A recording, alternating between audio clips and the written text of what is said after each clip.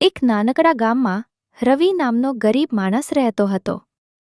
રવિ ખૂબ મહેનતી હતો, પણ તેની આવક એટલી ઓછી હતી કે ઘરની જરૂરિયાતો પૂરી કરવી પણ મુશ્કેલ બની જતી. રવિની પત્ની મીના અને તેમની એક નાની દીકરી ગુડ્ડી હતી. શરૂઆતમાં બધું સારું ચાલતું હતું, પણ ધીમે ધીમે ગરીબીનો ભાર વધવા લાગ્યો. ઘરમાં ઘણીવાર ખાવાનું પણ પૂરતું નહોતું. એક દિવસ મીના ગુસ્સે થઈને બોલી, "રવિ, હું આ ગરીબીમાં હવે જીવવી નથી શકતી. દરરોજનું આ સંઘર્ષ હવે સહન થતું નથી." રવિએ શાંત અવાજમાં કહ્યું, "મીના, થોડી હિંમત રાખ. એક દિવસ બધું સારું થઈ જશે." પણ મીના હવે થાકી ગઈ હતી. એક રાત્રે, જ્યારે રવિ કામ પરથી મોડો ઘરે આવ્યો, ત્યારે ઘરમાં શાંતિ હતી. મીના પોતાનું સામાન લઈને જઈ ચૂકી હતી. ટેલ પર એક નોટ પડી હતી. તેમાં લખ્યું હતું, "મને માફ કરજે રવિ. હું આ ગરીબીમાં રહી શકતી નથી." રવિના હાથમાંથી કાગળ પડી ગયો. બાજુમાં નાની ગુડ્ડી ઊંઘમાં હતી. તે દિવસથી રવિએ નક્કી કર્યું કે હવે તે માત્ર પોતાની દીકરી માટે જીવશે. રવિ દિવસ રાત મહેનત કરવા લાગ્યો.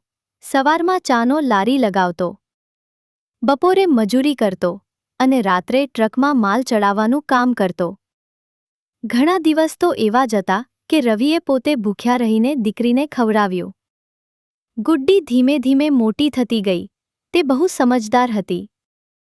એક દિવસ તેણે પપ્પાને પૂછ્યું, "પપ્પા, મારી મમ્મી ક્યાં છે?" રવિની આંખોમાં પાણી આવી ગયું, પણ તેણે સ્મિત કરીને કહ્યું, "બેટા, તે ભગવાન પાસે છે."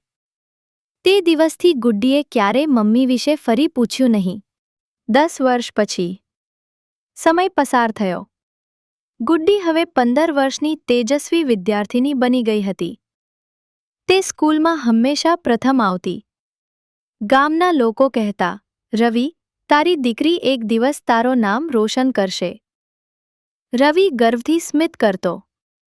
અચાનક એક દિવસ ગામમાં એક મોટી કાર આવી. તેમાંથી એક અમીર સ્ત્રી ઉતરી. તે સીધી રવિની ચાની લારી પાસે આવી.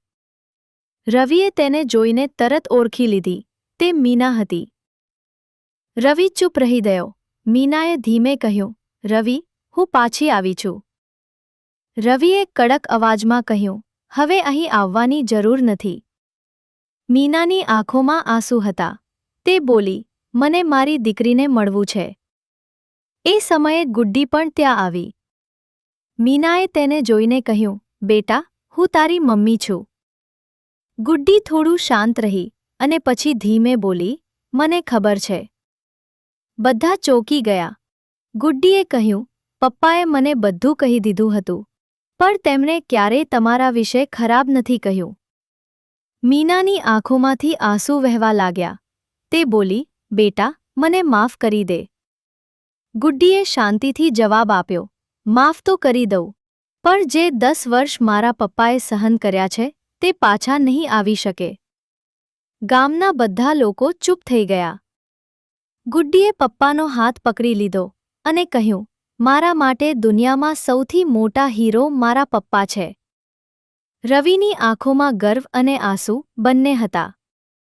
મીના ચૂપચાપ ત્યાંથી ચાલી ગઈ. અને તે દિવસ પછી ગામમાં એક વાત બધાને સમજાઈ ગઈ. માતા જન્મ આપે છે, પણ સાચો હીરો તો એ પિતા છે જે બધું સહન કરી